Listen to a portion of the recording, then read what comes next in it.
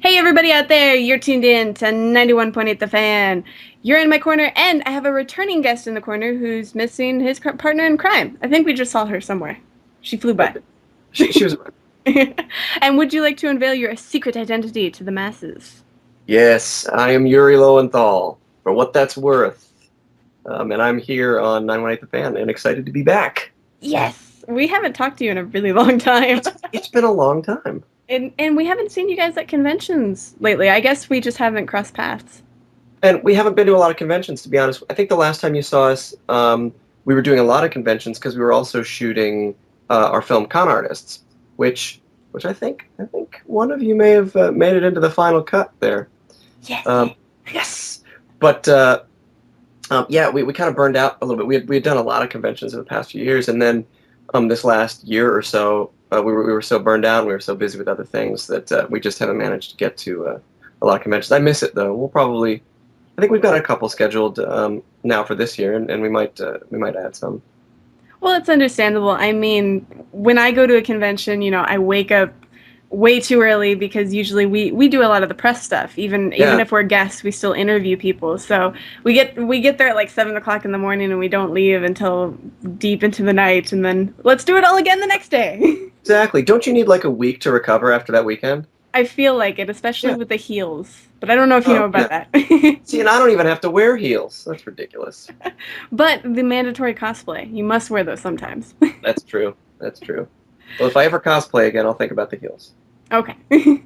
But I think the last time we talked to you, one of the things that was about to come out and you were excited about, but it hadn't come out yet, was the latest Prince of Persia game. Yes, that's right. Yes, That's wow. That was a long time ago. it was. It was like a year and a half ago, I think. At least. Wow. But now that it's come out, we can talk about it in all of its Yes. spoilery glory. Finally. Spoil away, because honestly, I still have not played it yet. Well, if it makes you feel better, neither have I. I replayed Sands of Time because they released it on PSN. Yeah. Uh, And so, you know what? I just bought the HD sort of remastering of that as well and because I want to go back and play it again. that game was always fun. Like I think that's the first time, to be honest, that I played a game and I was like, I love the dialogue in this. I love the performance, and I was like, I don't know, maybe like 12 or 13. So No, it was awesome. It's still. I mean, it was one of my first. It was my first big job, but it was one of my first jobs in video games, and it's still to this day, as many that have come since then, it's easily like one of my favorite, like top five. well, maybe you can explain something to me because I've always had this problem with Prince of Persia. No offense, So but go.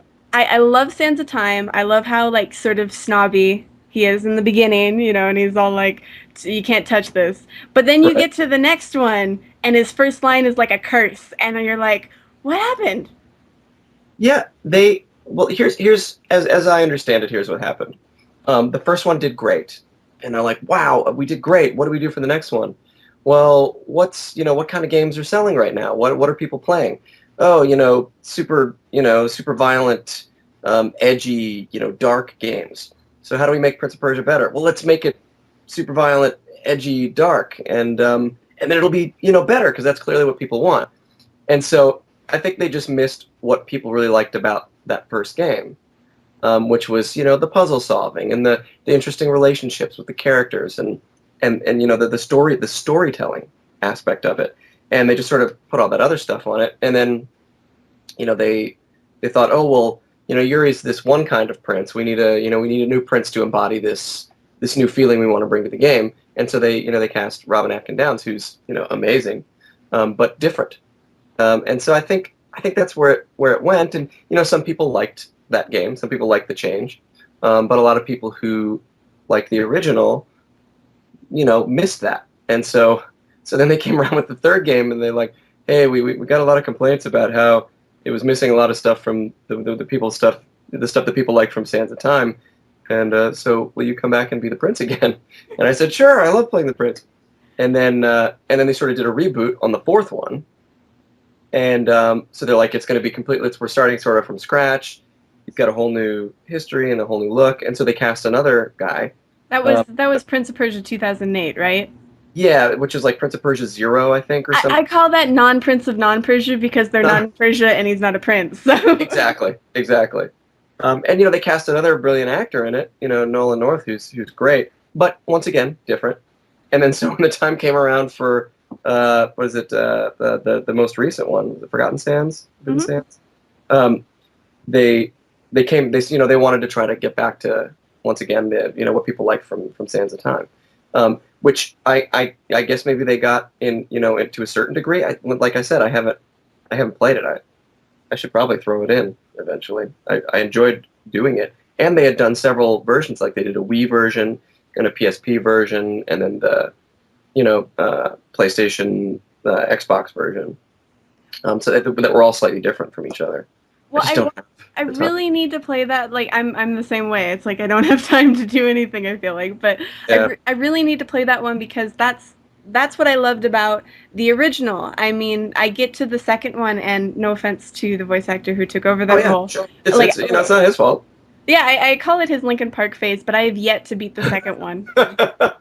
Well, yeah, because I mean, the music just sort of kicks in and it's all, Godsmack and, you know, and under different circumstances, it was awesome, but, it was not what we expect from, I mean, I still listen to the soundtrack from Sands of Time, like at the gym, like yesterday, I mean, it's still on heavy rotation with me. It's so good. Oh, that's really neat. Well, I will say that, even though I replayed the game, the elevator was still immensely frustrating a second Oh, time around. the final bit? Yeah. Yeah, where you have to protect the Yeah. female counterpart, and she gets like in between all the guys you can't jump over, and they keep Right. stabbing you. Ah, Right, and they keep dropping in right when you think that, yeah, no, and I think the most frustrating part of that first game, I mean, besides that, obviously, was that the combat starts out really cool, but by the end of the game, you're like, is it just going to be about me fighting through a whole bunch of guys?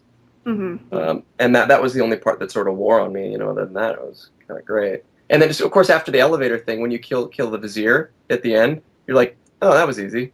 Like Yeah, that should be the big huge boss moment at the end. But the boss moment is really the elevator. it actually on the PSN version they made that a trophy, the elevator part.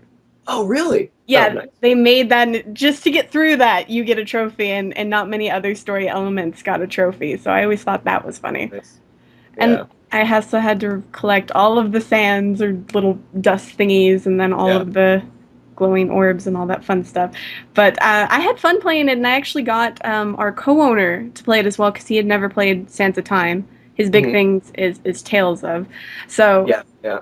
yeah, so he finally played that, and I remember listening to him for the very first time, being like, "Ah!" with the elevator and the combat, and I watched him play it, and I'm just sitting here smiling, I enjoying. almost I almost gave up at the elevator. I was like, I'm so close to the end, I might as well just give up. I think this is impossible. It must be a glitch. But no, I played through. Well, that's a good thing. You have to have perseverance if you're going to be a gamer. Yeah, no, it's true. It's true. It's And one of the only games in recent years I can remember actually having played through all the way to the end. More than once, actually. well, we were talking to Tara about it actually because you get so busy, just Mhm. doing your business stuff and making sure that everything's done and all the places, all the stitches are in place and what have you, that you're like, oh, I want to sleep now. You don't really want to play video games or watch Yeah, anything. it's tough. Like, is it sad that I wish I had 10 more hours in a day just so that I could play video games and watch more movies? I mean, is that sad or is that just a fact of life? I don't know. I think that's amazing, honestly. Yeah, yeah. I really wish I had more time to do that, because I do miss it. I do miss it. But the alternative is, well, I get to try to create that sort of thing. Well, for the listeners out there who actually do play video games, they have the spare time to do so. You're actually in a fighting game that was recently released, and I can't say your character's name for the life of me, so I'm not going to try. But could you explain who he is? Are you talking about Patroclus? Yes. Yes. I knew I was Uh, going to say that completely wrong. It took me a while to get it right too, and we kept having to go back and say how do they want it pronounced again? Because I think when I auditioned for it on my audition, I said it totally wrong. Um, but having had to hearing the director say it over and over again, I finally got it. But yeah, that was I've done little bits in Soul Calibur games up until now, but this is sort of my first main guy, and it's a pretty cool story too. I mean, it's got sort of a in a way it for you Tales of fans, it's got sort of this Luke thing because he starts off thinking he's on top of the world, he knows what's going on, he's sort of this young, full of himself kind of guy. And as it goes through, he has to sort of grow up a little bit, and he sees what happens to his sister, and he has to, sort that out. And he goes through a change, which is sort of rare to see in those, fighting games, and was kind of cool. I recently worked on another game that is basically just a party games game, but has one of the most finely crafted stories to go. And you don't have to do a story for a game like that. You're throwing darts or you're doing skee ball or whatever, but they put a story to it, and all of a sudden I was immediately engaged. It's one of the most fully realized characters I've ever played, and it had no right to be because it was just one of those party games things. I think adding story to stuff like that makes a game even better, even if it's a fighting game or something where you don't think that that's important. Well, I tell people all the time the way I get into video games is the characters are the story. Like I say this all the time on the show, and I'm sure the listeners are sick of me saying it, but I can't play God of War because Kratos is a jerk. I can't relate to him. He just Right, wants to right. kill people. But Yeah, in fighting games, I really love the fighting games that have story, like Tekken and BlazBlue. And Soul Calibur has always been fairly good at that. I mean, yeah. they do love to give you walls of text, but I don't mind reading. Yeah, yeah, exactly. It gives you a break. I mean, you keep telling people that you need that in characters, and because hopefully, the game companies will hear it and they'll, and they pay attention to that sort of thing if enough people say it. And I think the games are better for it. Well, don't get me wrong. I'm sure there's games out there that yeah, you want senseless fun, like what story can you get from say iPet or Cooking Mama? Right, right. But at the same time, I think it's interesting to see how games are developing and changing to where people are exploring more options. Absolutely. I'm with you. I'm with you there. Now, that party game that you mentioned, are you allowed to talk about it or list the name, I or am, is I that? am not. It's still so new that I probably already said too much. But Okay. I will I'll keep it under wraps until we can talk about it again. I'm really it's one of those games that that it would be that kind of job where I just sort of do it and go home and not even think about it. I was like, okay, that was the job that I did. But it's lingered in my memory, and I'm like, wow, they really did something impressive there. So I'm excited to see it eventually, and I wish I could talk more about it. Well, we know about those NDAs. Don't worry. Is Yeah. there anything that recently came out besides Soul Calibur that you can talk about that you'd like to pimp out? I loved working on Saints Row the Third, and still continue occasionally to do it for DLC. As a matter of fact, a bit of DLC just came out called the Trouble with Clones, I think. Um, that or Send in the Clones, Trouble with Clones. Maybe it was Trouble with Clones, but was hilarious because it was a character. One of the central characters to that is a character named Jimmy, who was just a throwaway character from the game that I wasn't even originally supposed to voice, and he only has like two lines in the original game, but it turned out so funny. It's sort of like Sandal from Dragon Age. We never thought that our happy little special little dwarf who only really said two things in the game would become a fan favorite. But this, and I don't know if Jimmy ever became a fan favorite from the third game, but he definitely became a favorite among the people making the game, and so they thought we got to bring Jimmy back, and so the DLC has a lot of Jimmy, and it's crazy and it's fun, and I love Saints Row for its comedy. I mean, there are a lot of sort of free running GTA style games out there, but and they did something really smart at Volition. They said, well, we can't out violent it. Let's just make the story as fun and as crazy and as funny as we can, because that's not what you get from those other games, and they succeed in spades. So I'm really proud of that. Very cool. And now, Yeah. one thing your Wikipedia has listed, so it might be wrong. Right. But Right. I'm aware of that at this point. But it has listed Silent Hill 3 for the HD collection. Is that right? That is right. Oh wow! Um, So you're playing Vincent. and I think this is the first time I've actually been able to own up to it. Because a lot of people were talking about it before, and I'm like, I don't think we can. But now that the trailer's out and all that, I think it's, The I think game's it's. out too. Oh, the game's out too. Well, then there you go. See how on top of things I am. Um, yeah. Well, great. And I know that the Silent Hill thing is is a bit of a the group is split on that because some people love the original so much and they hate it when things like that get messed with. So a lot of people are like, I'm not going to buy it. It sucks because I like the original, and that's totally valid. But a lot of us were brought into because they were remastering it to clean up some of that stuff, and I was super proud of the work I did on that too. Hopefully I'll get to play it because I've always loved the original. I mean that first Silent Hill game, Hmm. tech aside, wherever we were at with, technology and graphics and video games at the time, is still one of the scariest games I've ever played in my life. And I love those horror games, but I still can't hear static on a radio without thinking something horrible is about to happen, and I'm about to be attacked, like in real life. So when a game can affect you to that level, you just got to keep giving it props. Definitely. I love horror games, and I'm really trying to get people who haven't played the Silent Hill series to pick this up. Yeah, I mean, you mentioned though the voices, the original are the new. I know for Silent Hill 2, they actually have the old voices on that. And for me, because great. that's my favorite series, I even got it on Xbox, and I hate Xbox. Like, I literally bought the game for Xbox, and I don't own an Xbox. You have to play it at somebody else's house. Pretty much. But I love that game so much that it would be weird. Yeah, I'm sure they did a wonderful job. It would just be like, oh wait, that's not how I remember it. absolutely, But absolutely, and yeah, I'll never take that personally when somebody says, they changed the voices and I hate you and you suck for doing it. I'm like, okay, I respect that.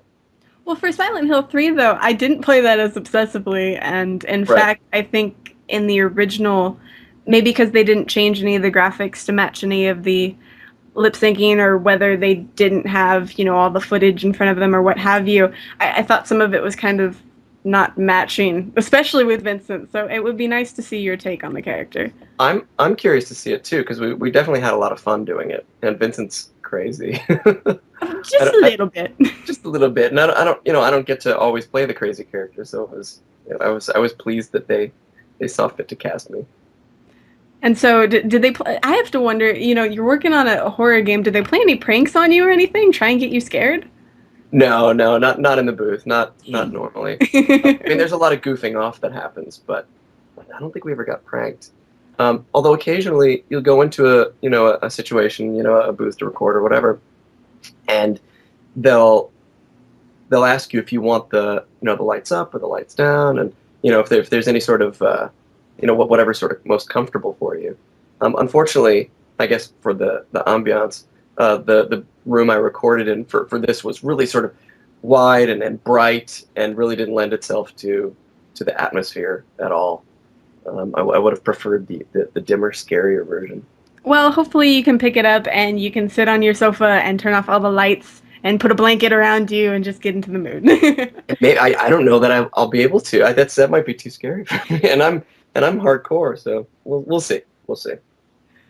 Well, if you do it, you guys could always film it, and then it would be even more hilarious. We'd all Oh, get to enjoy it. that's right.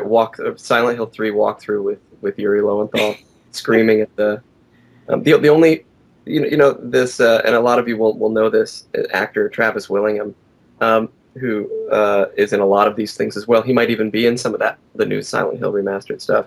But he's one of my favorite people to go see horror movies with because he screams like no girl I've ever met, and it is a beautiful thing. He'll own up to it right away too, and it always makes the experience much more enjoyable for me. You do know I have to bring this up the next time we have him on the show and make fun of him for it. Oh, please do. Okay, wonderful. He loves it. He loves it. He's always the first person to, when a new scary movie comes out, he sends out the email. He's like, "All right, guys, we got to go see this. I'm gonna scream and I'm gonna kick the chair in front of me, but we got to go see it." And he's amazing. I wish I had somebody to go see horror films with because my mom is just no. She has romantic comedy. She sees like things like The Vow, and that's it. Hmm.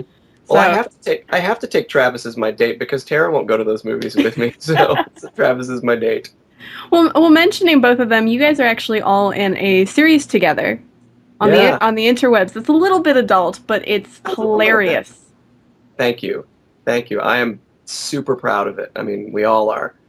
And the challenge has just been, getting it out to as many people as possible because, like it is with the interwebs, there's so much stuff out there that unless you can find a way to point people in your direction, it's hard to really make a dent in that audience. But yeah, we've gotten a lot of great comments on it, and we're continuing to make it because it makes us happy, and we're continuing to try to push the boundaries of what we can do on that show too.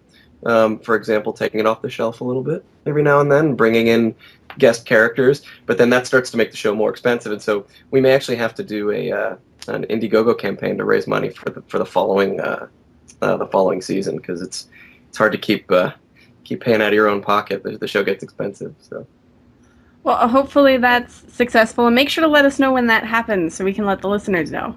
Thank you. We absolutely will. We will need everybody's help to keep the show going, but we love it, and we certainly hope that we can keep it going. Well, one thing I have to ask specifically about your character is it looks like you have the most uncomfortable outfit. In the first season, I absolutely did, which is why from first season to second season, I undergo an outfit change, which we explain away with magical writing in the first episode of the second season, much like we explained away the reason why Travis has a beard all of a sudden. But yeah, the first season, the costumer put together this amazing looking costume, and it looked great. But essentially, it was a gimp suit, like a rubber, you know, suit that didn't breathe at all, Oh, and so much sweating. so much sweating, and under the lights and the running around, and it just got to be so uncomfortable. I got like a rash, like a heat rash from it, and I couldn't bear the thought of. And so I did that for 2 days straight. I couldn't bear the thought of putting it on again, and so I went back to the costumer and I said, "I gotta find something else." And so he came up with an awesome idea. Um, and But a couple of the costumes are. I know even Travis's costume is hot and sweaty, and he's got that sort of fake hair on his head. And we have to take breaks, fairly often. And poor Brian, who wears the samurai snake costume, he's got that giant, rubber head on, and he also, after a while, we just gotta break. We try to do it in between takes so we can pull the head off and breathe and air it out. But it's tough to fault those costumes because they look so good. But yeah, so we've undergone some changes, and we'll probably going into the following season, for the season following 3, which isn't out yet, but we have shot, and it's in post right now. We'll probably go back to the costumes again and rethink a little bit so that everybody's as comfortable as possible. Plus, after 3 seasons, they're starting to fall apart a little bit, and we want to make sure the costumes continue to look awesome. Well, it's funny. I can kind of relate in a cosplay sense because I Yeah. think my very first anime expo, when I was still, figuring out the sewing machine and whatnot, I made an entire dress of this fabric that just didn't breathe. It was very accurate. It looked just like the costume, but I was dying. Yeah. I had to slip like both of my because it was long sleeve. I had to slip both of my arms out the top of it because it was over the shoulder Yep. and just like walk around like that sometimes when I wasn't, dying or I was sitting down. Cosplayers are some of the most committed people I ever encounter in my life. Cosplay equals commitment because when yeah, it's either uncomfortable or it's revealing or it's ridiculous or it's heavy or it doesn't move the way your body is supposed to move, so you have to move awkwardly. I mean, there's so many things that go into that, plus the creation of it. A lot of that stuff, I mean, you can buy some of them from China on the interwebs, but most of them you have to make yourself, and they don't exist in real life until you make them, and that takes time and money and dedication. So Man, my hat's always off. As a matter of fact, I was thinking about for our film, Con Artists, doing a sort of a bonus content for the DVD, a deleted scenes of all the because we shot a lot of cosplayers over the course of the documentary that, of course, couldn't make it into the film because you have to keep the time down and it doesn't always contribute to the story itself. So you got to be ruthless. But we saw so many amazing cosplayers that I'm thinking about doing a like a deleted scenes thing where it's just all the cosplayer bits stitched together, so you get to see everybody because it's always one of the most amazing parts of going to a con for me. Well, that'll make a lot of fans happy. And for the listeners out there, is there any place on the interwebs where they can find both shelf life and information on con artists? They can for Shelf Life, you can go to shelflifeseries.com. It's sort of our main webpage for it, but or you can go straight to the YouTubes and our channel. We have a channel for the show called Shelf Life the Series, all one word. So if you just type in youtube.com/Shelf Life the Series, it takes you right to the channel. For Con Artists, we're still in post on the film, but we hope to be done by the summer. In the meantime, I think it's just conartistsmovie.com, but I don't know what we have there, to be totally honest. You can About also bios, blog, and contact is what I'm looking at. okay, yeah, that's and probably hasn't been updated in a long time. We definitely when it's done and there's something to see, we will start posting stuff there. I think there's a Twitter feed for it. It might be conartists at conartistsmovie. And our production company website, which is monkeykingdomproductions.com. One or all of those places will start carrying information as soon as we can get it out. We're just concentrating on finishing it because we've been working on it for such a long time. Well, for the listeners out there, is there any place where they can stalk you specifically? Do they, in a nice way, by the way, guys? I am Down. I'm easily stalkable on the internet. I have a website that will also need updating, so please don't hate. It's just yurilowenthal.com. But I'm fairly active on Twitter, which is at Yuri Lowenthal. And there is a Facebook fan page out there run by an awesome dude. I'm not as active on that as I should be. But there is one out there. I don't usually bring fans into the to my personal Facebook, which wouldn't help them anyway because I'm barely on Facebook, so that they'd get more chance of a response by emailing me through my regular yurilowenthal.com website or on Twitter. I love getting hit up on Twitter, and I can't always get back to everybody, but that's if you want to interact, that will be the place that will give you the best opportunity to. Awesome. And is there anything else that you would like to say to the listeners out there? Thank you. Thank you guys for watching Shelf Life, for reading the book that Tara and I wrote, and for watching the shows we work on and playing the games. I've said it before, but it bears repeating. We would not have a job without you. So, and I mean that. Fans drive the marketplace, and so thank you for helping us to do what we do and love doing. Well, thank you very much for talking to us again. This has been a lot of fun. Awesome. Well, for me both, and you can always reach out to us. And for anybody out there that missed any of this interview, shame on you, but don't fret, it'll be up on the website within the next few days, so keep it tuned to 91.8 The Fan, everything you want and nothing you don't.